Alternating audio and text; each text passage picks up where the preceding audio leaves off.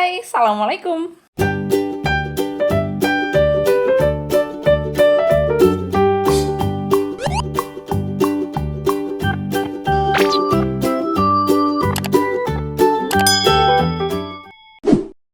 So, teman-teman, balik lagi di sini di channelku bareng aku Tika. Dan di video kali ini aku nggak bakal bikin video tutorial vektor, bikin challenge juga karena kali ini aku bakalan bikin ala-ala Q&A gitu. Cuman Q&A-nya ini bukan Q&A membahas seputar tentang aku ya, maksudnya nggak ada hubungannya sama sekali tentang kehidupan pribadi aku. Nah, di Q&A kali ini aku bakal ngejawabin nih beberapa pertanyaan yang sering kalian tanyain di channel YouTube aku. Dan nanti bakal coba aku jawab satu persatu, tapi pertanyaannya hanya seputar dunia pergambaran ya, atau perfektoran. So, nggak usah lama-lama, aku bakal langsung cari dulu nih komen-komen yang sering kalian tanyain. Oke, so jadi ini ada komentar dari Chansin Zero. Kenapa pas mau garis baru ada tambahan layer? Mungkin maksudnya di sini kenapa waktu kita lagi bikin shape, setiap kita mau bikin garis baru di shape itu jadi ada tambahan layer. Ini pertanyaan yang sering banget ditanyain dan aku bakal jelasin ke kalian kenapa sebabnya kok kayak gitu. Jadi di sini aku udah siapin nih dokumen Photoshop buat latihan, buat ngejawab pertanyaan yang tadi. Kenapa setiap bikin garis baru di shape itu selalu muncul layer baru? Coba kita bikin ya, kita langsung bikin nih. Udah pilih fillnya, kasih warna biru, stroke-nya dikosongin aja, terus kita langsung mulai bikin shape-nya random aja. Misalkan kita bikin kayak gini deh. Nah, ini kan, misalkan kita mau nambah shape di area sini, tapi masih dalam satu layer. Coba kalau kita langsung bikin, pasti nanti layernya akan otomatis bertambah. Nih coba kita. Nah, di sini layernya baru kita klik satu kali aja, layernya otomatis langsung bertambah. Kayak gini kan. Jadi 2 layer. Nah, gimana caranya? Caranya adalah dengan kita mengklik ini, combine shape. Nah, combine shape-nya kita klik, nanti otomatis shape selanjutnya yang kita bikin itu akan menyatu sama shape sebelumnya. Kalau misalkan kita mau gabungin sama gambar yang pertama tadi, kita klik layernya, shape 1, dan kita tumpukin shape barunya di atasnya gambar yang pertama ini, coba. Nah, oke, dia bakalan nyatu sama shape yang pertama tadi karena kita tadi pakai tools yang namanya combine shape. Jadi gitu. Jadi pertanyaannya udah kejawab ya, kenapa kok setiap kali bikin layer baru kenapa tiap kali bikin shape baru otomatis bikin layer baru? Karena ya kita harus mengaktifkan menu ini dulu, combine shape. Oke. Jadi udah kejawab ya pertanyaan pertama. Selanjutnya pertanyaan kedua. Kenapa untuk outline-nya nggak pakai stroke pad aja, Kak? Dari Dimas Lazuardi. Memang sih, kenapa aku nggak terlalu suka pakai stroke pad? Karena kan kayak misalkan di bagian-bagian tertentu ada yang runcing gitu. Dan aku lebih suka pakai shape daripada stroke pad untuk membuat line art. Karena lebih luas aja gitu bentuknya. Kalau stroke pad kan cenderung dia kayak diameternya sama. Kalaupun nanti ujung sama ujungnya runcing, diameter tengahnya tuh tetap sama, jadi kayak nggak, kurang bebas aja gitu waktu bikin shape. Contohnya kayak kalau kita bikin line art pakai stroke, itu misalkan gini. Oh sorry, salah, belum bikin layer baru. Oke, bikin layer baru. Nah, aku aktifin warna hitam buat stroke-nya. Nah, di sini kan ada pilihan ada 3 pilihan garis. Kita pilih yang solid, jangan yang putus-putus.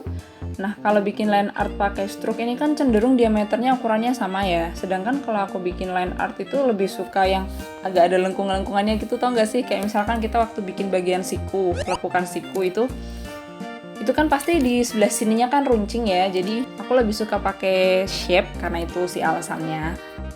Oke, pertanyaan ketiga ada dari Keep It Mellow. Ini juga sering banget ditanyain sih. Kak, mau tahu dong pen tab yang kakak pakai merek apa ya? Pen tab yang aku pakai ini adalah merek Wacom. Ya, ini dia pen tabku. Nah, ini aku pakai Wacom yang ini, Wacom Intuos Manga. Ini aku beli udah lama banget sih. Tahun berapa ya? Itu aku dulu beli harganya sekitar 1.300.000 sampai 1.400.000, lupa sih, sekitar segituan. Itu aku beli di Semarang, nggak lewat online shop, karena memang di Semarang ada beberapa tempat yang jual. Kalau dulu sih aku belinya bagi orang Semarang. Kalian tahu Plaza Simpang 5? Nah, di situ aku beli di lantai 5-nya yang gedung lama, itu kan komputer center tuh di Semarang. Nah, aku beli di salah satu toko di situ. Cuman aku lupa sih nama tokonya apa. Pokoknya aku beli di situ. Kalau kalian mau beli online, banyak sih di Shopee, di Tokopedia. Sekarang juga udah banyak yang jual pen tablet. Mereknya juga macam-macam. Dan kalau kalian tanya yang proper untuk pemula itu merek apa? Aku kurang tahu sih. Cuman dulu waktu aku beli juga sebenarnya belum ada bayangan untuk beli. Jadi aku kayak iseng nyoba punya temen buat latihan gitu kan, dan emang sering nyoba punya temen itu mereknya pada Wacom kebanyakan. Jadi ya udah, waktu aku ada rezeki dan bisa ada kesempatan buat beli, ya aku langsung beli Wacom aja gitu. Jadi beli pen tablet itu dalam kondisi aku sudah lumayan mahir menggunakan, karena sering minjem punya temen. Pas beli ya udah lancar aja gitu, nggak perlu penyesuaian lagi gitu sih. Oke, sekarang pertanyaan keberapa nih? Keempat ya. Ada pertanyaan dari Rohis Ardiansyah. Mbak Tika, saya mau pesan bisa WA saya. Mbak Tika 089.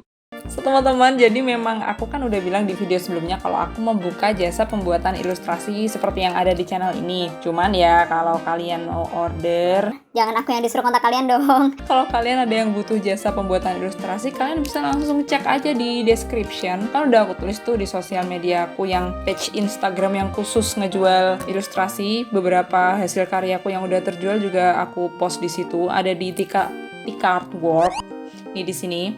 Di kolom description juga udah aku taruh linknya, kalian tinggal klik aja. Di situ ada kontak yang kalian bisa hubungin kalau kalian butuh jasa pembuatan ilustrasi. Nah, nanti ilustrasi yang kalian dapat itu bisa berupa soft file aja bisa, atau mau kalian cetak sekaligus pakai frame-nya juga bisa. Terus kalian mau cetak di mug, di gelas gitu juga bisa. Di jam dinding bisa, di bantal bisa. Pokoknya kalian langsung kontak aja di nomor admin yang udah aku tulis di situ. Bisa kalian langsung chat untuk pemesanannya. Oke, ini jadi pertanyaan terakhir ya di video kali ini. Pertanyaan kelima dari... Aku mau nyebut ID YouTube-nya nih. Dari mantanmu yang dulu. Ya wes bentalan koni nganti sakuat-kuate hati. Dari mantanmu yang dulu. Halo kak, mau nanya. Di Shape Tool Photoshop CS6 ku garisnya nggak langsung nyambung setelah undo. Gimana cara settingnya agar langsung nyambung garisnya tanpa perlu klik ujung garis setelah di undo? Gini ya, sekalian praktek aja nih guys. Jadi, kalau di tutorialku yang udah yang lama-lama tuh emang aku pakai softwarenya kan Adobe Photoshop CS6. Dan di situ memang kalau setelah di undo dan mau dilanjut lagi emang harus diklik dulu di titik padnya, itu harus diklik dulu baru bisa lanjut lagi bikin garis selanjutnya. Tapi kalau di Photoshop CC yang baru itu kayaknya sih setelah di undo mau lanjut lagi ke garisnya bisa langsung bisa gitu, langsung nyambung. Nah, kebetulan saat ini Photoshopku aku downgradein lagi jadi lebih rendah. Di sini aku pakai Photoshop CC tahun 2015.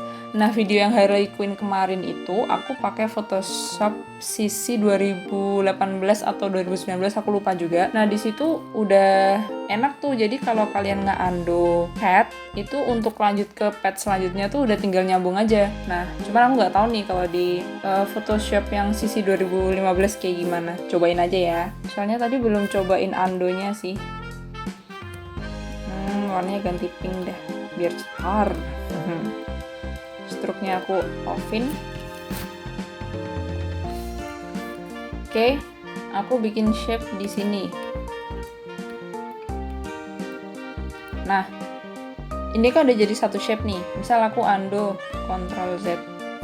Terus aku mau lanjut bikin shape beda bentuk gitu. Oh, ternyata bisa langsung. Oke. Berarti kalau di sisi bisa langsung lanjut ke garis selanjutnya ya. Cuman kalau dulu aku juga sama sih problemnya kalau masih pakai yang versi Photoshop CS itu harus ngeklik dulu titiknya yang di sini nih. Titiknya yang di sini nih harus diklik dulu untuk lanjut ke garis selanjutnya. Jadi memang mungkin itu memang bawaan dari softwarenya sih. Aku kurang tahu juga karena nggak terlalu mengulik karena bukan masalah yang fatal banget. Jadi ya paling nggak gitu aja sih, mungkin karena bawaan softwarenya seperti itu. Oke, kalau gitu untuk video kali ini cukup 5 pertanyaan dulu ya yang paling sering ditanyakan dari kalian. Aku rangkum dulu jadi 5. Sebenarnya masih banyak sih beberapa pertanyaan seputar perfektoran, cuman nanti kita bahas di video selanjutnya aja, oke? By the way, makasih banget ya teman-teman yang sampai saat ini masih ngedukung aku, masih support aku dengan subscribe dan nontonin videoku. Makasih banget. Aku juga nggak pernah expect sih buat nyampe angka sejauh ini, karena tujuan awal aku membangun channel ini karena memang hanya untuk sharing apa yang aku bisa, dan jika kalian ada kritik dan saran bisa langsung tulis di kolom komentar. Makasih teman-teman yang udah nonton ya. See you in the next video. Assalamualaikum.